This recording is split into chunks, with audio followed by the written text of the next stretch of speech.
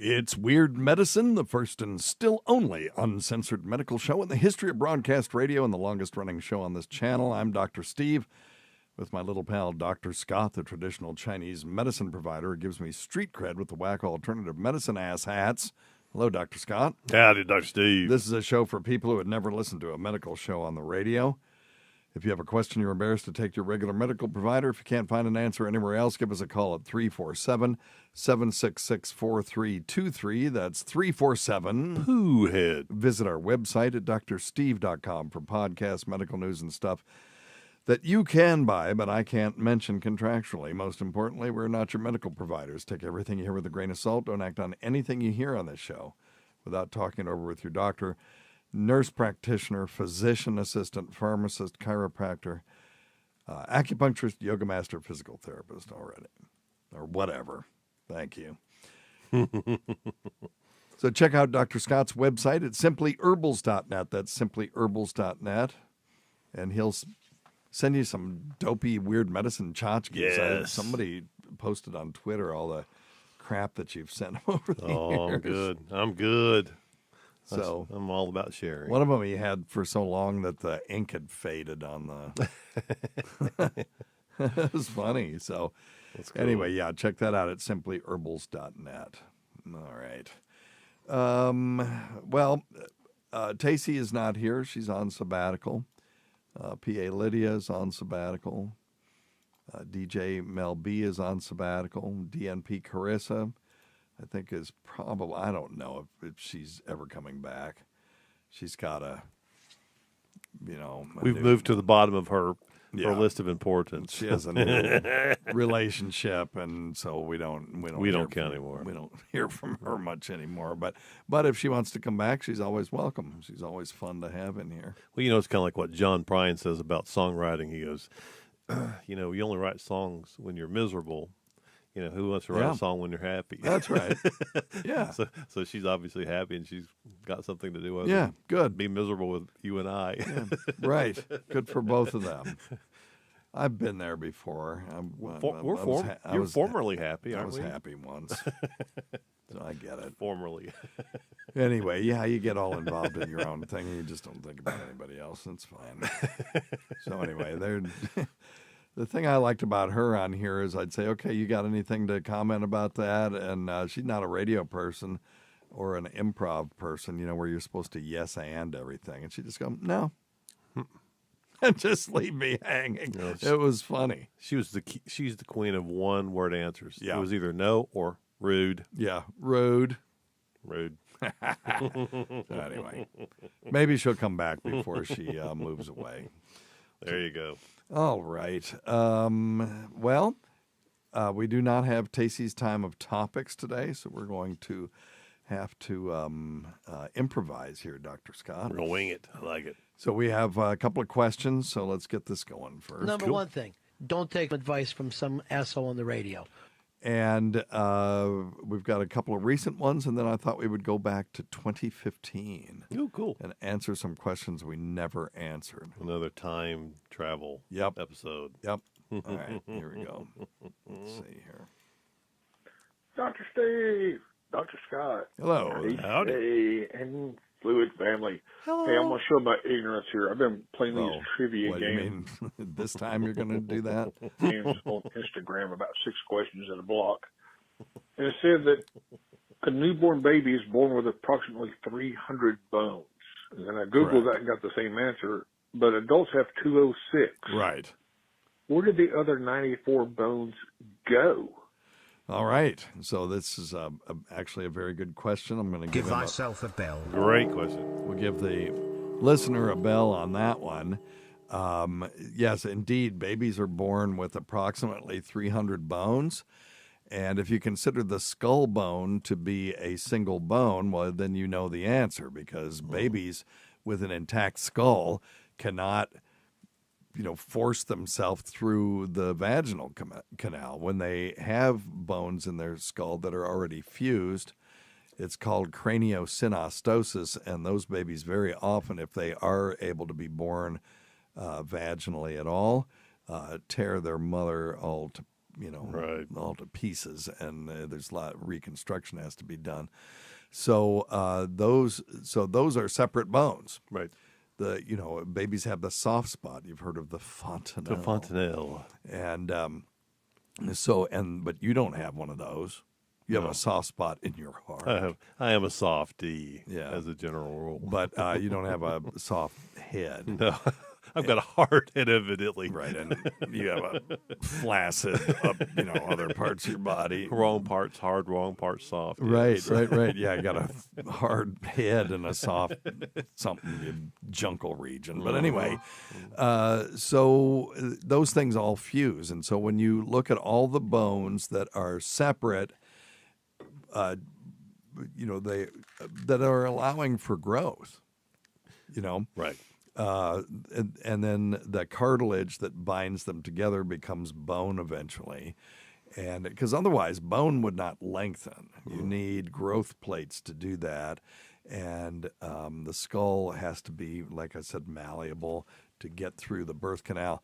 So once all of those things fuse together, those 300 bones become 206. And that's the answer. So Great question. very good question. Right out of the box. Yep. Here you go. Steve, it's Dave. Hey, Dave. Hey, Dave. Quick question. I know you're a parent. You know my parents? I'm 8 months into my first kid. What He knows that we are parents. Parents, Thought he was doxing me. I'm 8 months into my first kid. What resources or where did you look to keep up with developmental milestones? I see a bunch of different stuff. Well, I had textbooks, but I can tell you where to look. Yeah. But I always trust your opinion and would kind of like to know of a list you're comfortable with, things like that. Yeah. So what he's asking about is how do you know your kid is developing normally? And I have textbooks. I had training on that, what you would see at 3 months and 6 months and all those kinds of things. Right. And that's actually on my board exam. But I'm going to give you two resources. Go to drsteve.com, click on the upper right hand, the 3 dots in the upper right hand corner, and then click on one-page baby manual. Yes. It has care for the baby, but also talks a little bit about developmental milestones. But what you're really interested in is what's normal for your infant. Okay. So I like Mayo Clinic. That's a good one. If you just click or Google Mayo Clinic newborn milestones, you'll find a page that says healthy lifestyle, infant and toddler health. And then you've got infant development, birth to 3 months, and what to expect. Newborns' movements are jerky at first. There's a couple of weird reflexes where if you take the kid and you lay them down real quickly, their arms and legs will jerk almost like they're having a little seizure. But that's a normal reflex. And then they'll over time. I remember when Liam was 5 months. That was the first time that he pushed up and could look at us over a bumper on the bed. Before that, he was completely immobile. Wow. They just kind of, and they're just laying there. And we took him to Arizona on a trip, and we got a crib that had the bumpers in it. They're about 6, 8 inches high. And we were just laying in bed, and we woke up, and there was Liam looking at us over the bumper. And that was like, whoa, he had never done that before. That's funny. Yeah, it's funny. That's cool. So anyway, Mayo Clinic is a good one.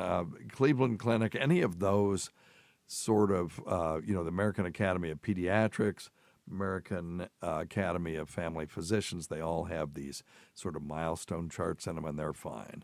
Don't just get some rando website other than mine.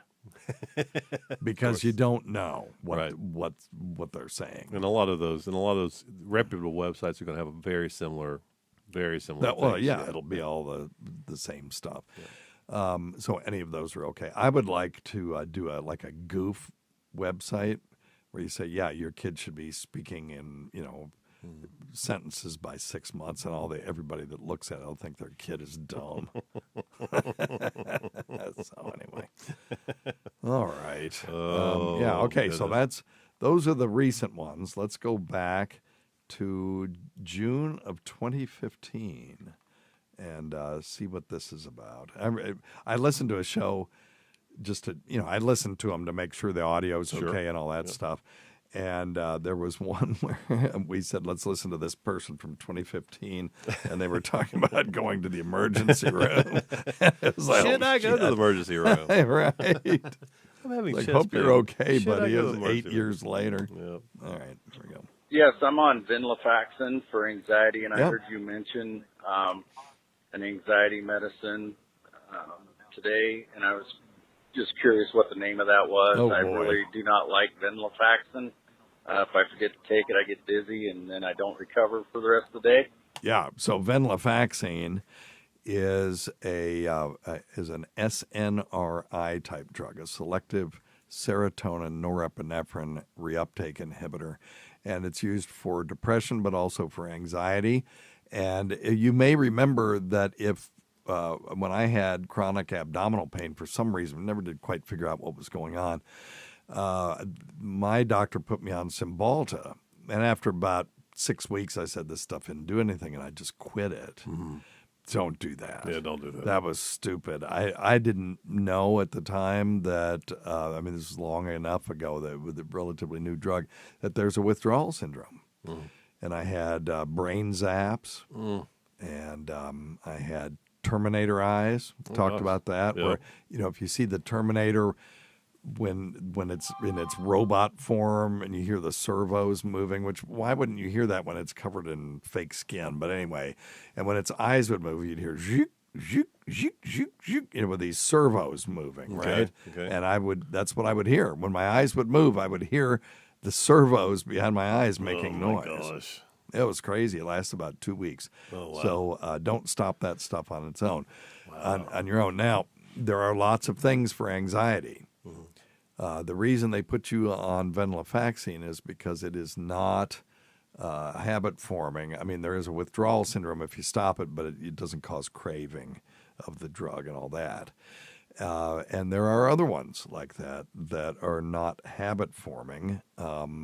There's one called hydroxyzine, which is basically an anticholinergic drug like Benadryl. I'm not a big fan of taking those every day, 3 times a day, 4 times a day for the rest of your life, because they increase your risk of dementia down the road. So then there is buspirone or Buspar. Some people get really good results for their anxiety from that. I tried taking it because I had bad anxiety. And it just caused a serotonin rush or something. I would be sitting at my desk at work, and I would get this rush, like I was getting high, but I never actually got high. And I was not a fan of that one. Right. So, and there's non-pharmacologic stuff, Yes, though, of course. too. So you want to talk a little bit about some of the non-pharmacologic stuff? Yeah, I was going to say a couple things. On the more Western side or allopathic side, and we've talked about it before on the show, but some doctors will actually do a stellate ganglion block. So they'll actually take a little needle and put a little diabetic kind of size. We got to learn how to do that. Yeah, and it's not a simple procedure, but it's a quick procedure. And somebody that's skilled hands and has done a bunch of them can do it, within about a minute. That's about how long it takes. And all they do is they just squirt a little numbing agent over this ganglion, and it helps to calm you down a little bit. And it works. And they use it a lot for the military. Bundle of nerves. Yeah, and they use it for a lot in military, but they're also using it, a lot outside the military now. Now other things would be things like, meditation, breathing apps. We've talked a lot about the. What's the Oculus? They've got the meditation apps that you can actually, I love the Oculus Trip app, TRIPP. Right, yeah.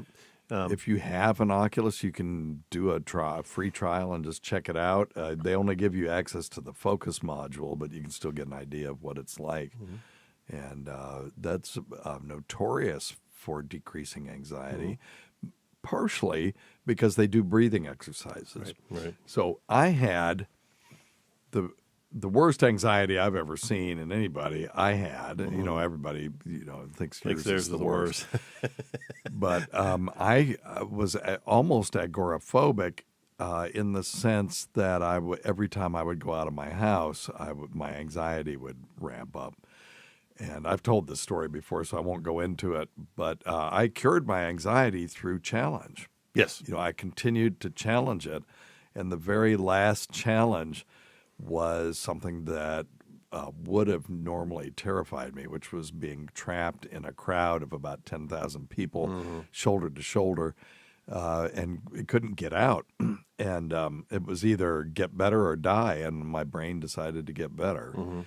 But the problem with agoraphobia is people get anxious, they get a panic attack, let's say when they're driving on the interstate. So they don't drive on the interstate anymore. And then they get a panic attack going to the grocery store, so they don't go to the grocery store anymore. And then the post office, and then it gets to where they're confined to the locale around their house, and then now that causes anxiety. If they get anxiety going out to get the mail, then they don't go out of the house anymore. And now you are what you are classified as agoraphobic at that point, when they just are too anxious to leave the house. And the thing is that the anxiety, all it does is make you uncomfortable. It doesn't actually do anything to you. And when you realize that and you challenge it, your body eventually learns that it's not going to kill you and it will go away. I no longer have panic syndrome. I had it so bad I thought about checking myself into a loony bin. Yes. And I think I don't think that's the proper term, but you know what I mean. But yes, that's how bad it was. Yes. It's hard for people to believe. I had it so bad that if I had a good day, I knew a really, really bad day was coming. And every time I would walk down the street, I would see all these people laughing and talking and stuff. I was like, you guys are fools. You don't realize there are murderers amongst us. There are criminals. That illusion of safety that you have is nothing but an illusion. Now, am I cured of my anxiety? Yes, I don't have that physical adrenaline, hypervigilant fear reaction anymore. But I was doing EMDR with my shrink. And I only tell this story because other people may relate to it.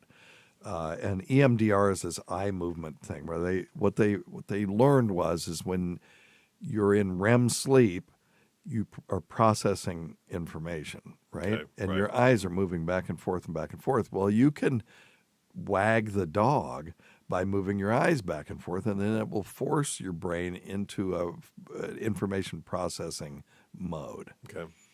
So, when you do that, one of the things that my shrink does is she does this type of EMDR, and you have to come up with these Jungian Carl Jung archetypes. Okay. And you had to come up with one for wisdom, and mine for wisdom was Alan Watts. Okay. And then you have to have a safe space to go to, and that's my dad's lake. I felt safe there, and it was peaceful. And then you had to come up with an archetype for compassion, and only a few people get this, but it was Andrew Wiggin from Speaker for the Dead. It was a book by Orson Scott Card. It was a sequel to Ender's Game. And but she said, come up with an archetype for protection. I couldn't come up with one. And it was weird.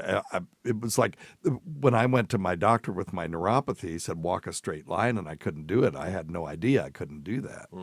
And I had no concept of an image of somebody that would protect me, I learned to play the piano at the end of a high-heeled shoe, and, my sister would push my niece down, apparently. This is what I'm learning now, and then blame it on me. Oh, no. And so, she was another adult in my life.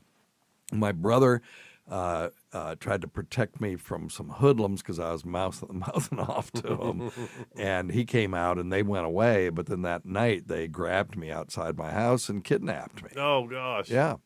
And, they just wanted to just scare the shit out of me. They didn't, want to kill me. But It was terrifying. Sure. For months after that, I laid in bed, I couldn't sleep, and I just I made up sermons thinking that somehow that would help, and at least it took my mind off of things.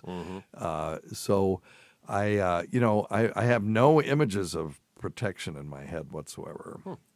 So, I'm going to have to work on that. But anyway, where were we going with this? Oh, the anxiety. Yeah, so it lingers. Yeah. There's still, I didn't realize I had that problem until she brought it up. And we talked about that. So that was part of my anxiety is someone was breaking into my house. I caught them. And there was they weren't startled and ran away. They just sat there with this cold look and looked at me and just went, yeah, man, like that, and just would very slowly turn around and walked out. And that just freaked me the F out. I think we're learning a lot more about what's going on inside that brain now. Oh, yeah. Well, no shit. Yeah, no, I'm fucked up. But I don't have anxiety anymore. I'm not agoraphobic. I almost became that, but there was something within me that said, no, you got to go to work every day. Okay. And you got to go to the lab, and you're still going to medical school, and, you can't stop doing things. And by challenging it in that way, I eventually overcame it. So there are, cognitive behavioral therapy is a way, if you take it seriously, a non-pharmacologic way to ameliorate your anxiety. That's where we were going. This guy was talking about the venlafaxine. And then the very last resort are the addictive drugs, and they are habit-forming addictive, like the benzodiazepines. Go ahead. Well, I was going to say, before you get to those, there are a number of other things that are real quick, though. Oh, yeah, of course. Things like sensory deprivation tanks. You know, acupuncture actually helps with anxiety because it stimulates the serotonin in your body. Well, and you also deprive them of sensation when you're doing it. Other acupuncturists do it that way, too. I know you do it. Not all. You turn the lights down, and you have the spa music and the aromatherapy and all that stuff. Yeah, I like to just keep it calm because I'm so wild. It keeps me calm. It was a very calming experience when I did it at your place. Yeah, and I try to keep it like that all the time, especially when people don't feel so well. Exercise is another stimulates great thing, endorphins. Great way to work on anxiety. And I both have had this, lived with it, dealt with it. And work through it every single day to a certain degree. And then you get, but then like you said, the last resorts, and you think about. That's what I'm saying. I'm just saying that as a last resort. They work too well. Yeah, and people end up on them and they can't get off of them. Right. And then when they don't take it, the lack of the drug stimulates their anxiety response, so they need it again. Yeah. So I really, I think those are great if you've had a severe loss or if you've had a traumatic event to get you through a little bit. Yes, or, I agree. I'm fine writing somebody alprazolam, which is Xanax, to get on the plane if they have issues. And like Tacey took 20 milligrams of Valium before our wedding. She was stoned out of her gourd. But I do look. There's some people that need them chronically, and they can't live without it. But I would absolutely go there as a last resort. Yes. You reminded me of a quick story. They were telling about Jerry Garcia one day was getting ready to go out and play, and I guess was having some anxiety, and got handy was going to give him a Valium, and he just grabbed all of them, put them in his mouth, and choked him down, and Steve Parrish, who has a show on Sirius XM, was saying that he was eyes are getting heavy, and he's about to go to sleep, and they're like, "Hurry, go get all the truck drivers and get all the cocaine they've got." Oh, Jesus. So poor thing, they coked him up to offset the benzos, and went out, and I guess during the second set, I guess he kind of came back to sounds like good old Grateful Dead Jerry Garcia.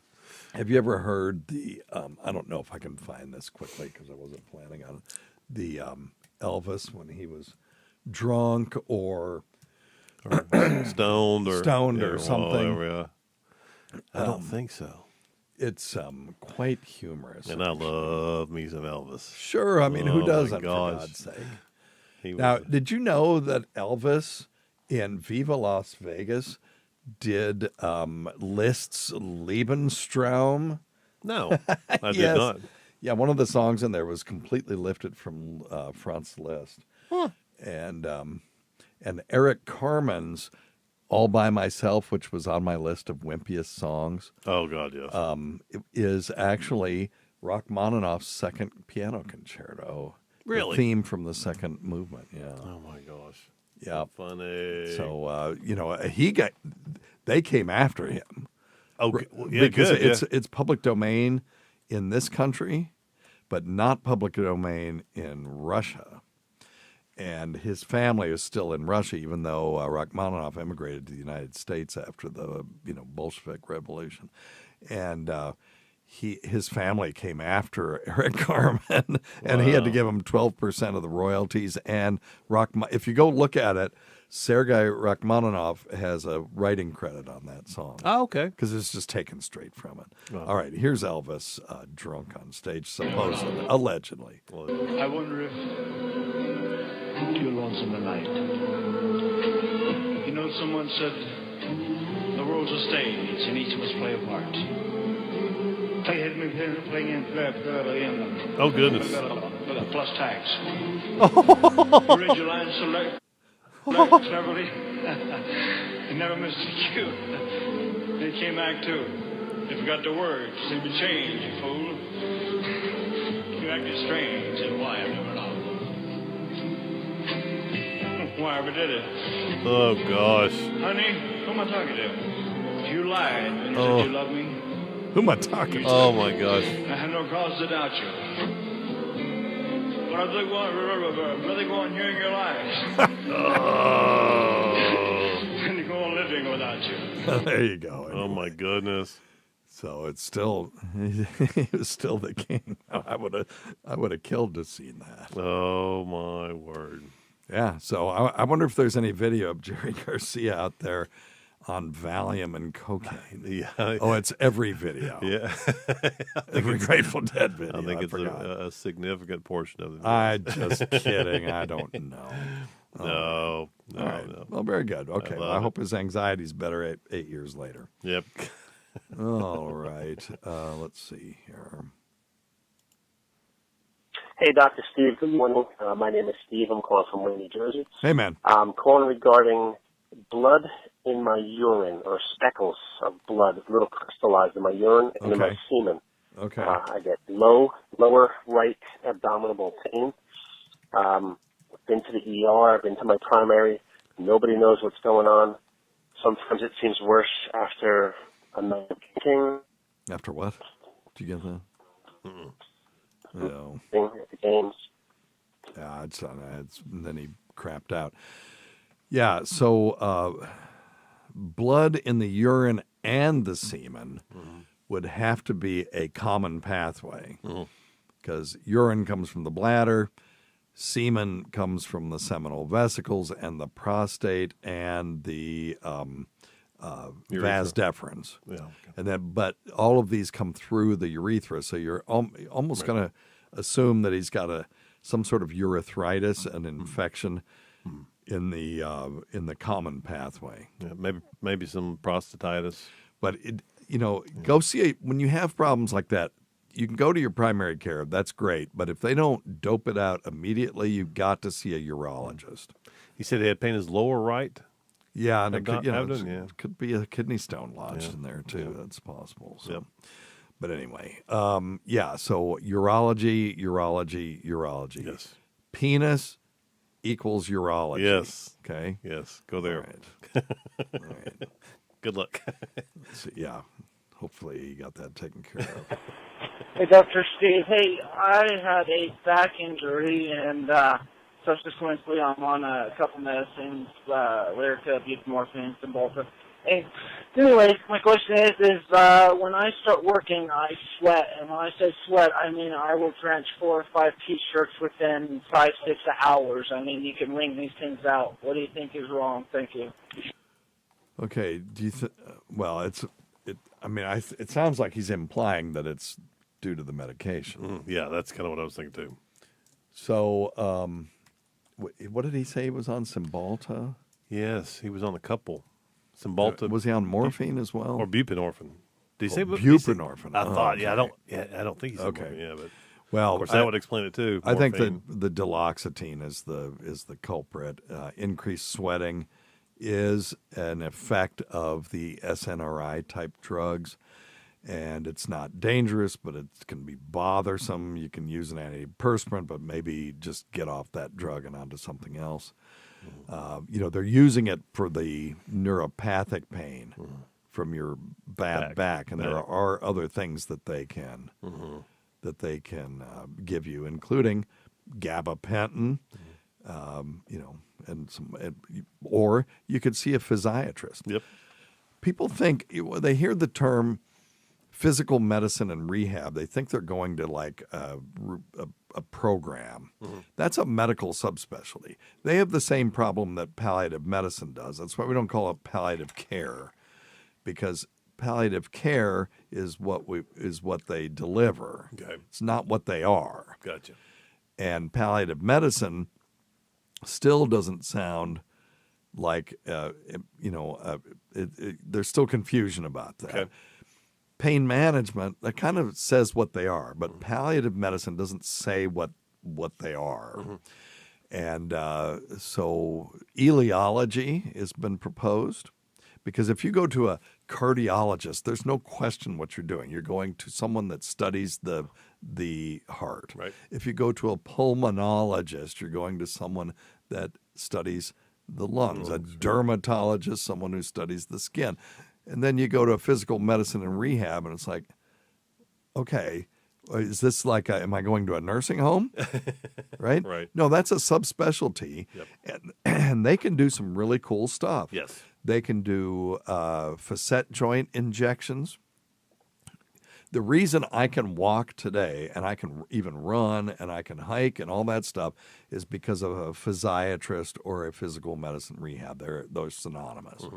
And they put me on this table. They got a C-arm, which is an X-ray machine that can swivel around an axis, and they will swivel that thing around until all the holes line up that they're looking for, and then they know exactly where to put the needle, and they inject you with steroids or some other medication, and you can see it go in, and within a day or two, I'm walking again. Yeah. I'm not crawling up the stairs in abject pain. And, it's amazing. So I highly recommend anyone with chronic low back pain go see a physical medicine and rehab person, particularly one that wants to treat pain. And you will have a much better chance of getting a non-pharmacologic, non-chronic opioid type therapy out of it. I've never taken the first opioid, and if I showed people my back, they would say, "How the hell are you even walking?" Well, yeah, and that's what I was going to add to that story, is that you would have been like probably a surgical case. I was going to be. You know what I mean? I mean, I changed my mind. Had you not tried the physical medicine, so that True. was a wonderful thing. And surgery is wonderful if that's what you have to have. Right. But certainly we want to try to keep people from surgery. But good Lord, if you have a failed back surgery, and the percentage is pretty high, having the second surgery is even lower. So if it's like 50% of people have a failed back, then another 50 on top of that, so 75, I don't know the exact numbers, will have a failed back the second time, and then it's like 80 and then 95. And the more back surgeries you have, the less likely it is that you're going to have a good outcome. Exactly the same numbers as divorce. Divorce in America. Well, shit. 50% get divorced. No, I'm with the you. second time. Yeah, fuck off. All right. Oh, well, yeah, we've But I think that's what been that there, is. done it. I think that's what that is. Yeah, I think so too. All right. Let's see. Let's try this one. Oh, shit. I'm calling them. No, wait. No, don't do that. No. They'll be like, who?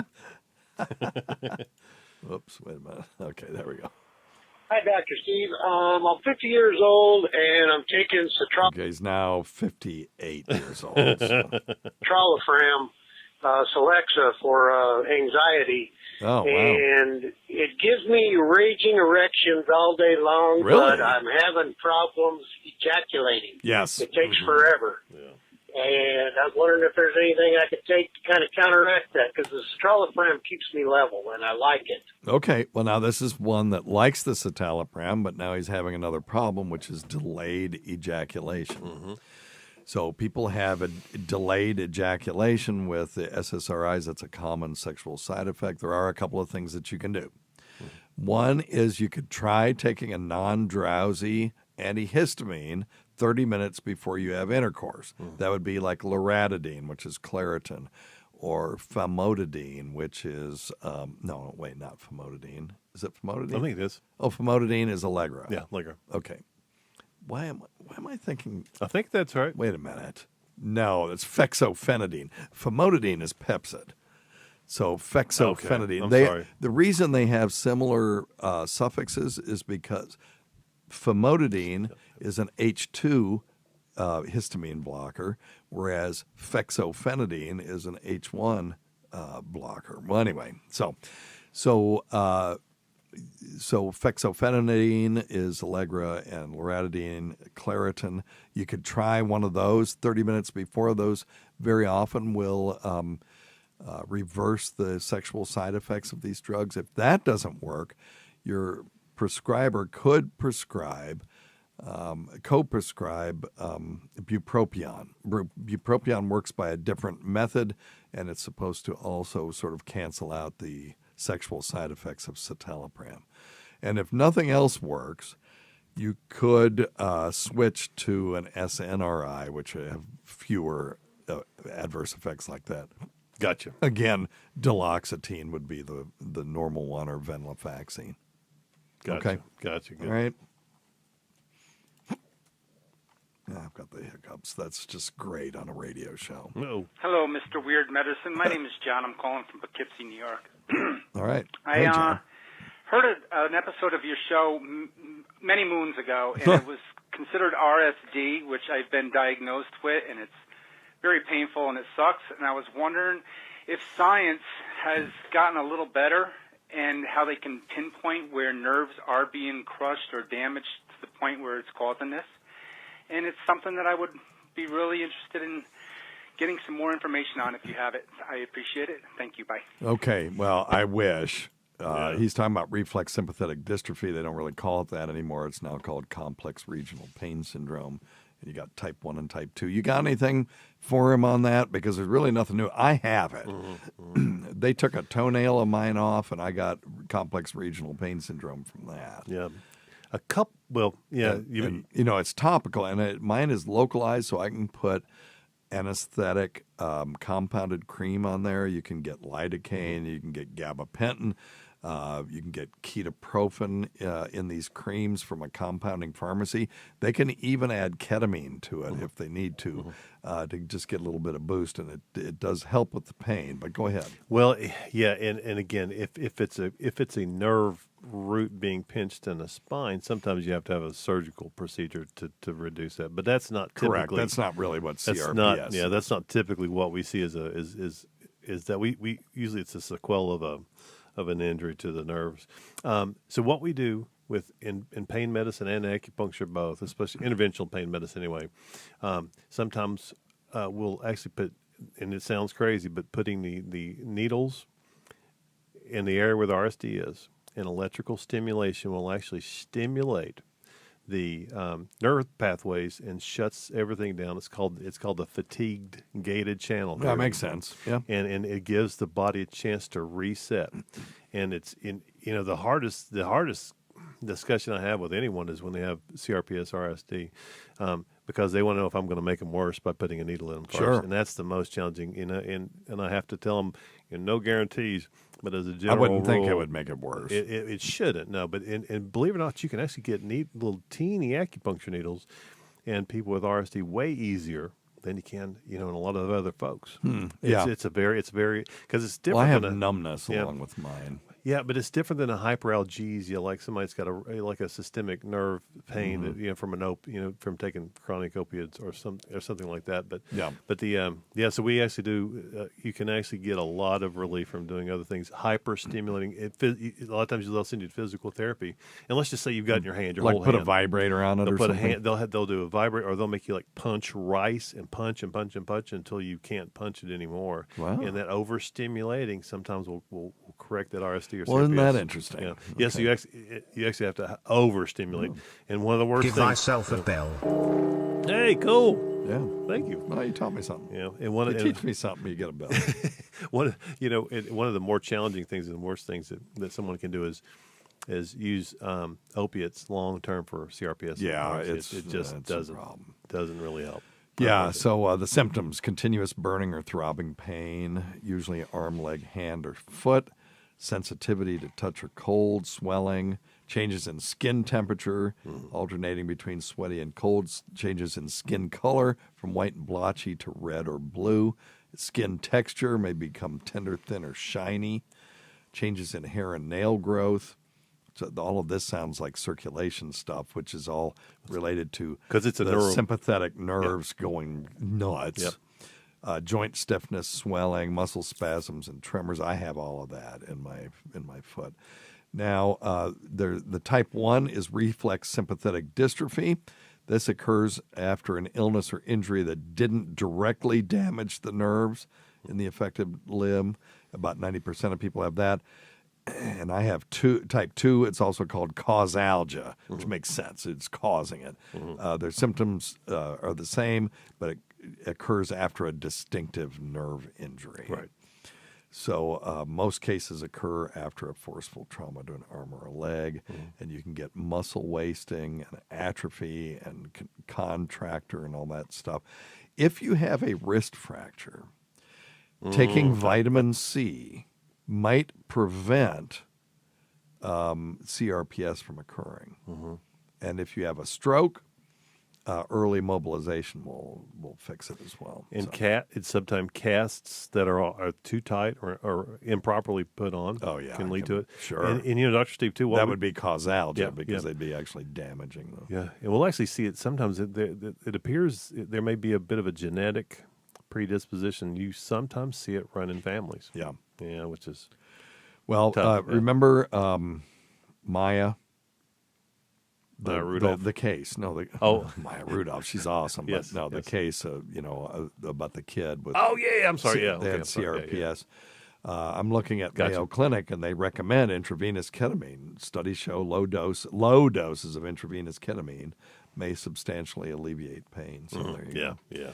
There are other medications that you can use, prazosin, which is known as Minipress, clonidine, corticosteroids might help, bone loss medications, antidepressants, there's a lot of stuff you can do. You got to go to somebody who knows what the hell they're doing, and they're not blowing you off as a chronic pain patient. And Dr. Steve, they need to listen to you and treat you appropriately. And a lot of docs have never seen it. Yeah. They really haven't. That's why it's important. Right. Many are called, but few actually have it. Same thing with fibromyalgia. Right. Many people are called fibromyalgia, but, are really probably something else. Yeah. All right. Low testosterone. Yeah, maybe. Here we go. Hey, Dr. Steve. Matt from Canada. I was just calling to ask you what you think about Sylvester Stallone's documented GH use and what you think about growth hormone use for anti-aging. Okay, so growth hormone has been demonstrated to improve healing in trauma in older folks. Okay. Other than that, if you don't watch out, you're going to end up like the butler on the Jeffersons. He had a tumor that was causing excess bone growth. Jaws from the Bond movies had this as well. Oh. It's called acromegaly. Acromegaly. And it can cause pain in the joints, swelling of the joints, swelling of the jaw. Because what you're doing is if you overdose on this stuff, you're actually telling the bones to grow, but they can't grow anymore. So they do the best they can because you don't have growth plates anymore. And this should be done under a physician or a licensed provider's direction, and only for specific indications till we know more. Listen, I'm all about anti-aging. I take phosphatidylserine, and I take True Niagen, which is the nicotinamide riboside, and I take some other things like that, citrus bioflavonoids, and I'm not quite as bad as Ray Kurzweil. He takes like 200 supplements a day because he wants to live long enough to get to see the singularity happen where we merge, human minds with machine minds. And it must be driving him crazy right now because we're tantalizingly close with these AI models, but still very far away. And the new quantum computers. Yes, that too. Goodness sakes. That's what that show Devs was about, that had Ron Swanson in it, which actually was very good. Was about quantum computing and trying to recreate reality within a quantum computer. But anyway, so there's that. So I'm not against in any way anti-aging stuff. I just want good data on it. Or knowing that there's not going to be harm. And that's the problem with, citrus bioflavonoids or phosphatidylserine. They're known to be, safe. Whereas I'm not 100% sure that the HGH is perfectly safe when taken for anti-aging. So I'm waiting for the data on that one. I have an open mind. All right. Let's see. Hi, good afternoon. Hey, good. I was wondering if you could explain the difference between doctor's titles between an MD and a DO. Thank you. Yeah, sure. Question is, can we tell the difference between an MD and a DO? They're the same thing. They have the same curriculum. They can do all the same things. There's no restrictions on DOs. Matter of fact, when I was in Michigan, all of my doctors there were DOs. They were very common. They're called doctors of osteopathic medicine. They do go to separate medical schools, and they have another curriculum where they learn osteopathic manipulation. Now, most of the DOs that I know learn all that stuff, and then they never manipulate again. They do it. They learn it, and they sock it away, and so that they know the anatomy and all that stuff. But then they go do a fellowship, and then they do OBGYN or whatever. But I had the first DO in Upper East Tennessee, where we are, was one of my professors. And at first, they were, back then, DOs weren't as accepted as they are now. Yes. And, they just were alien. But this guy was amazing. He was really good, and he did manipulation. So if a woman had horrible back pain because of the amount of the hormone relaxin that opens up the pelvis so that they can pass this baby through. Before the baby's born, this hormone is secreted, and they start to loosen up their pelvic bones, and that can cause pain. He had a really good manipulation that he would do. Yep. And so he was still doing osteopathic manipulation. I encourage our osteopath friends to do that. Do it, yes. Because they've got some really cool techniques. Some skills. Yeah. They just have to have time to do it. That's the problem. That's right. And in this a clinical age situation. of EMR and 15-minute visits that really should be 30-minute visits, et cetera, it's very difficult very to challenging, do. All right. Okay. We've got we have a little bit of time, so we're okay. I was calling in. I was told to see a pulmonary specialist. Yeah. Basically, I have a choke in my throat, and I have a cough, and I'm on the phone all day at work. Yeah, I can relate. They put a nebulizer, an inhaler, and then Tussinex, and my Tussinex is a hydrocodone in a resin that lasts 12 hours. Okay. Cough syrup. Okay, gotcha. primary care Hydrocodone being an opioid. physician won't fill the prescription for Tussinex. Right. Trying to figure out how I can go about it without having to go to the specialist. No, I get it. Some of my colleagues won't write anything that has an opioid in it, period. Yeah. And there are alternatives. Right now, it used to be that if you wanted to get Mucinex DM, you had to have a prescription for it, and that is guaifenesin extended release with an extended release dextromethorphan. And dextromethorphan is an opioid analog. It is D-methorphan, whereas the L-methorphan is the one that gets, that actually has pain relieving properties. Yep. So dextromethorphan is the right-handed molecule of levomethorphan, but it really, unless you chug a whole bottle of it, you're not going to get high from it. But it also, apparently the cough center that is suppressed by opioids doesn't care if it's D or L. So the D-methorphan will stop you from coughing almost as well as the hydrocodone will, with fewer adverse effects and no habit-forming effects. So just go buy that, 8 years later. So we are up to June of 2015. We are going to get them done. Get them all done. I promise you that. And really appreciate everybody. Thanks to everyone at SiriusXM whose steadfast support of this show has sustained us over the years, particularly Lewis Johnson, Jim McClure, Sam Roberts, Jim Norton, Travis Teft, Troy Hinson, Paul Opcharski, and Roland Campos.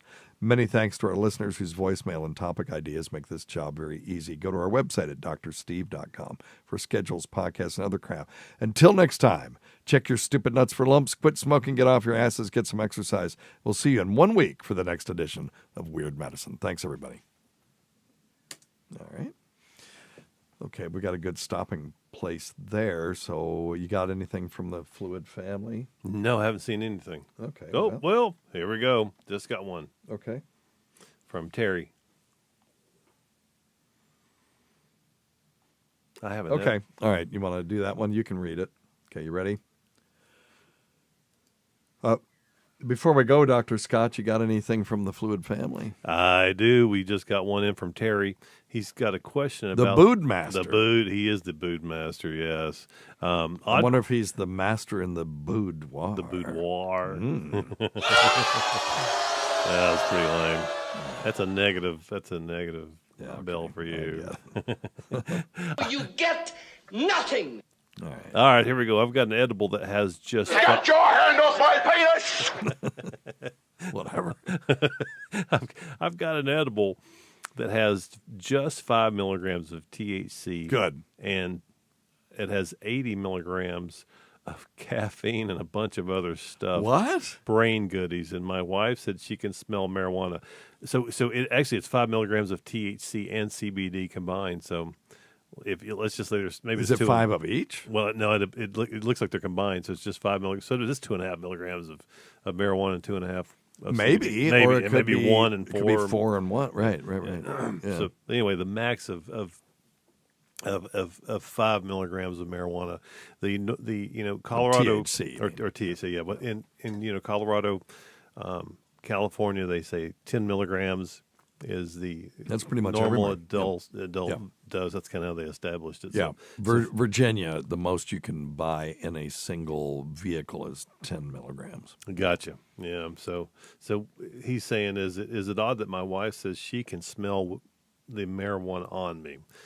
Okay, so I'll tell you what this is. This is a gummy that was made from extracted. Marijuana plants, cannabis plants. So no, it's not that odd. No, it's not. And yes, you can smell it, you can taste it. When it's synthesized in the lab, it's a little bit different because you don't get all the other aromatics that go along with it. If you just get pure THC or pure CBD. But you can tell the ones that are synthesized in the lab versus, which is like Marinol, Dronabinol, they sell it as, but it's THC, versus stuff that's extracted from a plant. Right. And that's what makes Marinol legal, because they can sell it in a known milligram quantity with a known purity. And that's the only way that FDA can approve things. They can't approve things extracted from plants, so the FDA will never be able to approve marijuana as medication. Now, the federal government could just legalize it. It just seems to me that when, you have the White House and both houses in Congress, there's all kinds of stuff you could do that you're not doing. Mm-hmm. And, of course, that's not the case right now, but that has been the case in the past. Mm-hmm. And a lot of lip service given about legalizing marijuana and legalizing other medical procedures that don't get done when you're in power. So it makes you start to wonder if maybe they just want to run on that because the other side's against it. Wow. We shouldn't have sides on this stuff. No, we shouldn't. We should have enough with the sides. Yeah. Getting a W for your side. How about the side be the people of this country? Mm-hmm. How about we do things on that side? Yeah. Because they have a side, but nobody's listening. We. Yeah. Us. Yep. Anyway. We, the people. Yep. Yeah, I hear a lot of lip service about helping the workers of this country, but I don't see a lot of it being done. But anyway, this isn't a political show. But it does piss me off about the marijuana legalization. It's been legalized already. Makes no sense. The dispensaries that operate in this country are operating with the hope that the federal government will not crack down on them at some point. Just decide, we're just going to do it because they can. Yep, the federal government doesn't recognize the state's rights to take a Schedule I drug, which is Schedule I drugs are quote unquote illegal drugs, and make it legal. Mm-hmm. Now you can make a non-scheduled drug a scheduled drug. They did that in Tennessee when they took gabapentin, which was not scheduled, and made it a Schedule 5, so now it has to be reported. Mm-hmm. Or you could make a Schedule 5, a Schedule 4, or a Schedule 2, or whatever you want to do. They're fine with you working your way up the ladder. You can't work your way down the ladder. And the federal government's just not enforcing it, but they could at any time do it. But also, if you are in a party that proclaims that you're in favor of legalizing marijuana, particularly, and you have all three parts of the legislative and the executive branch, and you don't do it, you got to ask why. Mm-hmm. Mm-hmm. So is there a reason why? And the reason is going to always be politics. Yep. And when you don't make a decision based on what's best for the people, what you're doing is making a decision that is political. Right. And that's true for patients too. If you do something that's not in the best interest of the patients, then that is a political decision. Yep. Always. So, all right, end of my soapbox. Sorry.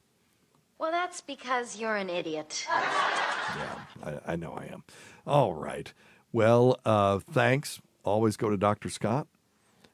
Anything else from the Fluid family? Nope. They're probably terrified now that I'm going to go on some tirade. Check out the Fluid family, youtube.com/@weirdmedicine. Subscribe to notifications. I put out a notice on Twitter @weirdmedicine, at the Weird Medicine Facebook page, and on the Weird Medicine Reddit. It's reddit.com/r/drsteve, Dr. Steve. And or you can get the notifications from YouTube, and you can just hang out. People just hang out. You can do super chats. We don't demand them. And we have memberships. That might be kind of fun. We could do a members-only thing if we get the memberships up. To do that, people would have to gift, the 99-cent membership. So for $10, I could gift 10 memberships to people. Hell, there's probably not 10 people in the Fluid family room right now. only one person would have to do it. Right, that's right. I'm not begging for it. I'm just saying you could do that. And if we get enough, we'll do something for the members only. Anyway, I hope that everyone has a great week. Thanks to everyone who's made the show happen over the years. Thanks, Dr. Scott. Listen to our SiriusXM show on the Faction Talk channel, SiriusXM channel 103, Saturdays at 7 p.m. Eastern, Sunday at 6 p.m. Eastern, on demand, and other times at Jim McClure's pleasure. Many thanks to our listeners whose voicemail and topic ideas make this job very easy. Go to our website at drsteve.com for schedules, podcasts, and other crap. Until next time, check your stupid nuts for lumps. Quit smoking, get off your asses, get some exercise. We'll see you in 1 week for the next edition of Weird Medicine. Thanks, everybody. Thank you. All right, let's go back and do the beginning, and then we can play a couple of tunes if you want to. Some tunes. All right, here we go.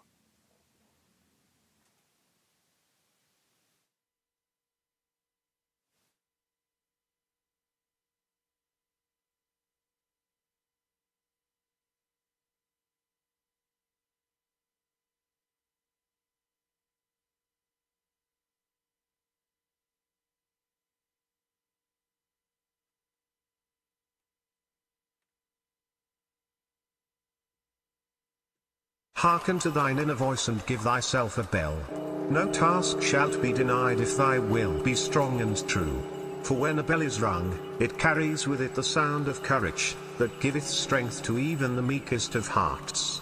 So ring thine own bell, and be mindful of its power and might, for 'twill be thy guide in whatever task thou setst thy sight. Lord and Lady Douchebag. You see? Your stupid minds. Stupid. If you just read the bio for Dr. Steve, host of Weird Medicine on Sirius XM 103 and made popular by two really comedy shows, Opie and Anthony and Ron and Fez, you would have thought that this guy was a bit of, a clown. Why can't you give me the respect that I'm entitled to? I've got diphtheria crushing my esophagus. I've got Ebola virus dripping from my nose. I've got the leprosy of the heart valves, exacerbating my incredible woes. I want to take my brain out and blast it with the wave, an ultrasonic, echographic, and a pulsating shave. I want a magic pill for all my ailments, the health equivalent to Citizen Kane. And if I don't get it now in a tablet, I think I'm doomed and I'll have to go insane. I want a requiem for my disease. So I'm paging Dr. Steve. Dr. Steve. From the world-famous Cardiff Electric Network studios in beautiful downtown Bedabbler City, it's Weird Medicine, the first and still only uncensored medical show in the history of broadcast radio, now a podcast. I'm Dr. Steve with my little pal, Dr. Scott, the traditional Chinese medicine provider.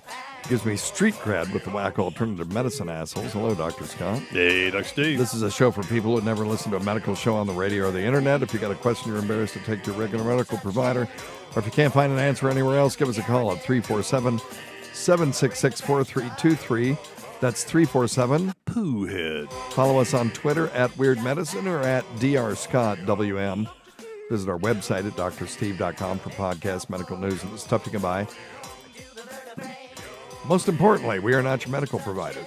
Take everything here with a grain of salt. Don't act on anything you hear on this show without talking it over with your healthcare provider. All right, very good. So don't forget stuff.drsteve.com. That's stuff.drsteve.com for all of your Amazon needs. It really helps a lot. And you can go there and scroll down and see the Rode tuner, and you can get it for your person. What's the date on this one going to be? Going to be 16 of December. Of December? Yeah, 23. Okay. All right. And so no, it won't. Now it won't be for the podcast though. Yeah, this is going to be after the holidays. So hey, it's after the holidays. You didn't get what you wanted. Go to Rode.drsteve.com and get yourself a Rode tuner if you got a guitar or a mandolin or a bass for the holidays, or if you got an instrument, a stringed instrument, you don't know how to play it. Go to Rode.drsteve.com and they have the Rode coach there. It'll teach you how to play the damn thing. It's amazing. And then tweakedaudio.com. I actually checked the link. It actually works still.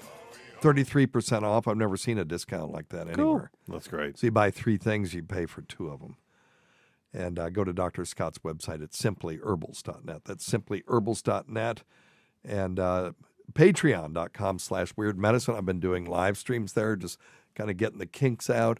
And those are going to get cranked up and will be much more excellent, as I've got a new live stream studio that is working now, but it needs to be optimized, and I'm working on that. And then if you want me to say fluid to your mama, say thanks for all the wonderful holiday gifts that you got, go to cameo.com/@weirdmedicine. No, sorry, that's not correct. Cameo.com/weirdmedicine. That's cameo.com/weirdmedicine. It's cheap, and I'll take them on a tour of the studio if you want, whatever you want. All right? Sounds good. Okay, thanks. It just sounded like we were playing two different songs. Well, and that's all my fault. I would say it's a little peppier. Yeah. Try that. Well, he's a good-hearted woman in love with a good timing man. He loves him in spite of his ways she don't understand. Through teardrops and laughter, they'll pass through this world hand in hand. This good-hearted woman, loving a good timing man. A long time forgotten, the dreams has just fell by the way. The good life he promised ain't what he's living today. But she never complains about the bad times and the bad things he's done, Lord. She's a good timing woman, loving a good timing man. He likes sight lights and nightlife and good timing friends. But when that party's all over, she'll welcome him back home again. Lord knows she don't understand him, but she does the best that she can, Lord. Good-hearted woman, loving a good timing man. She's a good-hearted woman in love with a good timing man. Good timing woman, loving the best that she can. Through teardrops and laughter, they'll pass through this world hand in hand. This good-hearted woman, loving a good timing man. She's a good-hearted woman, loving a good timing man. One more time. Well, she's a good-hearted woman, loving a good timing man. That's better. Okay. I love it. I'm going to put that. I can't believe I didn't have it in my list to do. Oh, it's so much fun. Yeah, once you, because you never.